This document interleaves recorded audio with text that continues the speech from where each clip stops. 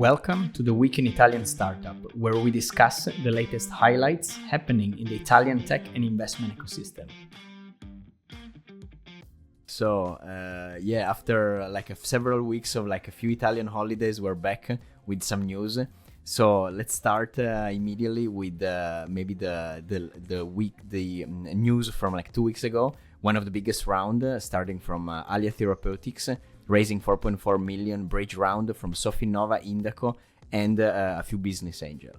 So this is particularly relevant because it's one of the, it's a pretty fair round, and Alia has been also on the radar for a while, and Neva as well. It's something that we keep monitoring as a health tech investor. So definitely one worth mentioning. What is your take on this one? Well, as you know, I know nothing about life sciences. Even though I think they are on a pretty edge technology, since they're from the article, as it says, they're specializing in treatments for rare genetic diseases through next generation gene editing technology, and that's interesting. Yeah. Gene editing is edge technology. Sounds like something that's based on the. Comes to mind the vaccines, the mRNA vaccines from back. And gene editing is also something that periodically come back in a way. So it's not as common. We haven't seen much of that, but we have seen some for sure. And the one that happens, actually, they're pretty consistent, of course, for development cost rounds. So that's definitely also a trend that is staying, and maybe quietly has been developed.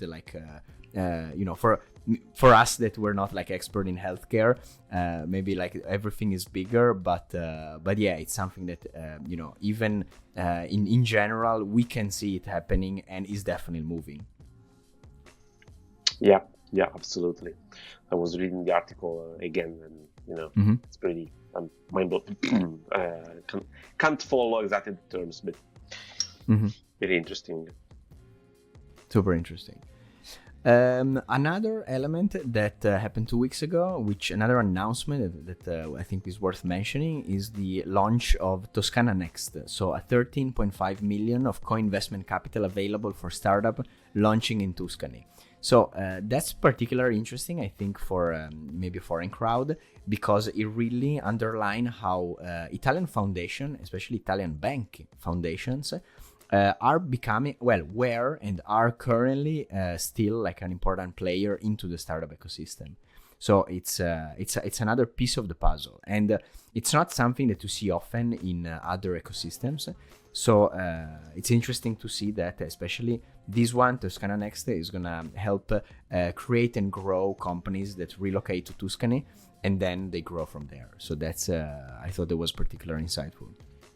Yeah, you're right. There are a few foundations operating in a few, not in all Italian regions, but there are a few foundations that are active in investing directly, but almost directly, and in startups, and supporting funds and operators investing in startups. Puglia is another region where there's a bank foundation that's very active on the local territory. So that they're important, since they tend to support the very early stage, like pre-seed accelerators, incubators, where the connection to the local region, the local people, the local economy is stronger, and that's very good that we have them operating locally. In particular, finally, in regions that are not the main startup hubs. Tuscany is an economically strong region, but it's not world famous for startups. In Italy, the main hubs are in Milan and Rome. We do have a few international players coming out of Tuscany, but still there is no thriving ecosystem such as the one in Milan and Rome. So it is interesting to see this type of partnership coming up with the national bank, CDP, and the local player, the foundation. Yeah. Yeah, I mean, it's a good attempt to actually try to delocate a little more the ecosystem. So it's not basically in Italy we have Milan that is basically the concentrator of the ecosystem in a way, followed probably by Rome, I would say. But then we have interesting spots here and there of pockets of very, very, very interesting talent. Yeah, including, I mean, the first one that come to mind is Trento, for example, that surprisingly, it has a lot of like innovation and innovative company that actually raise capital. And yeah, I mean, size-wise is nothing like Milan, but still, it's on the map because there are like interesting realities, interesting companies. Same in the south. Yeah. Same in the south, yeah. Yeah, I agree with you. Even though Milan is probably the hub where the most startups are raising capital, the biggest capital is more probably raised in Milan, and Rome is a close follower. But particularly in the deep tech space at large, Trento is a very strong player. Alia Therapeutics is from Trento, for example. Ah, there you go. So yeah, Turin is a big ecosystem. University is very strong in Turin, so I agree with you. There are smaller hubs scattered across Italy, and in this case, the local foundations are probably the most important players to support the initial phases of startups. Interesting player. All right, going back to last week, actually, let's talk about Dome. Just in general, Energy Dome, an energy storage startup, raised 40 million euro in a Series B round led by CDP and Neva SGR. So we've talked about Dome before. It's another dot in the story of Dome. So as a recap, Dome is basically developing CO2 batteries. So a brand new technology to actually store energy efficiency very efficiently.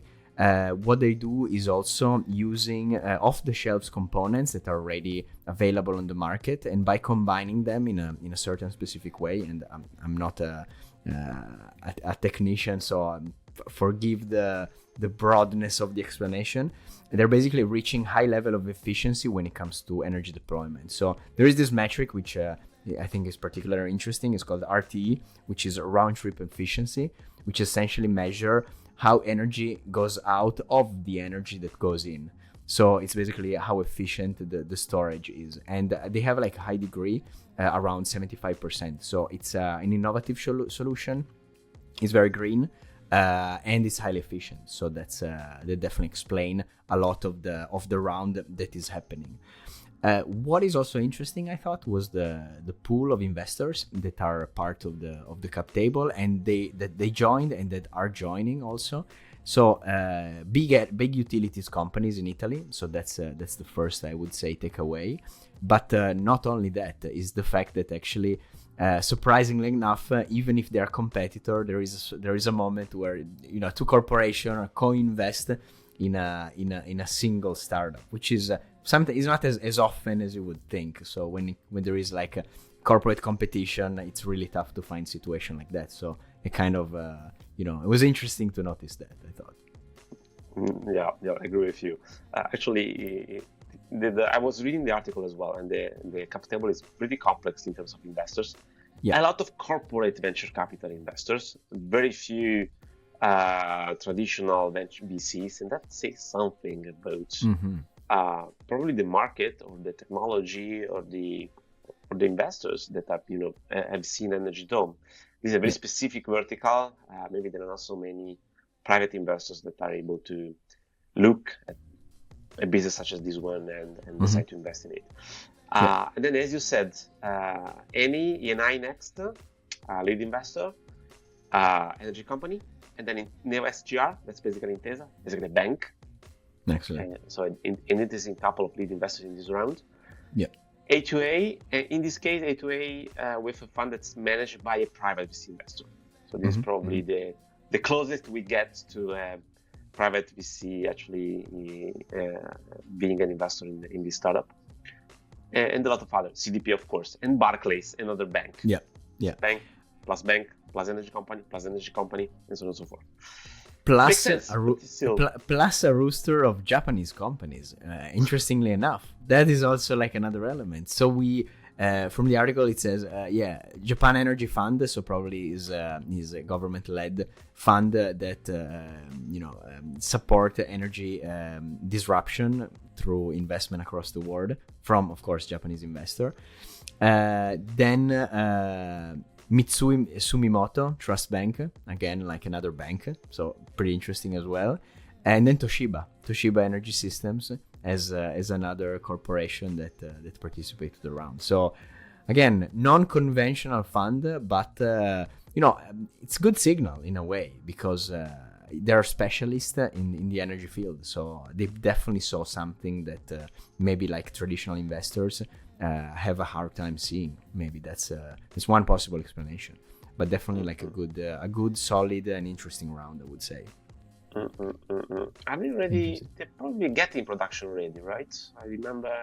Looks like yes.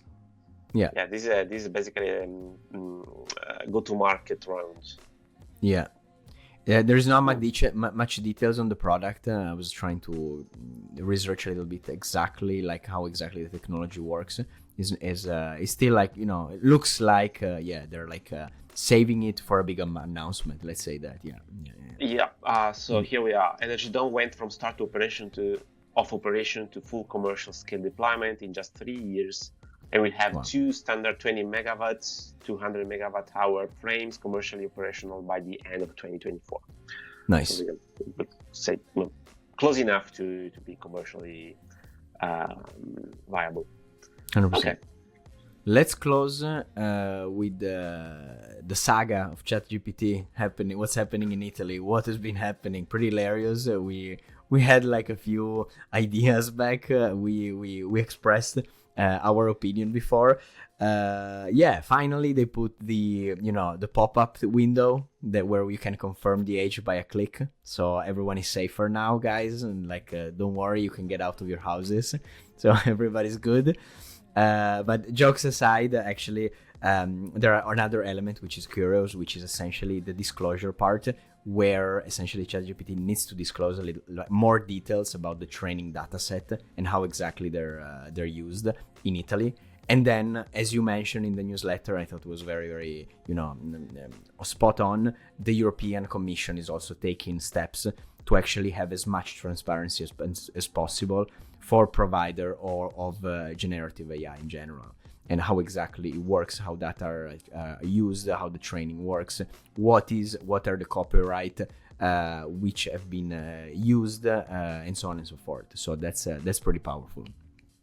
Yeah, I agree. And on top of that, among the things that OpenAI changed in ChatGPT was also the flag about opting out of model training with the data that you provide to ChatGPT as you use it.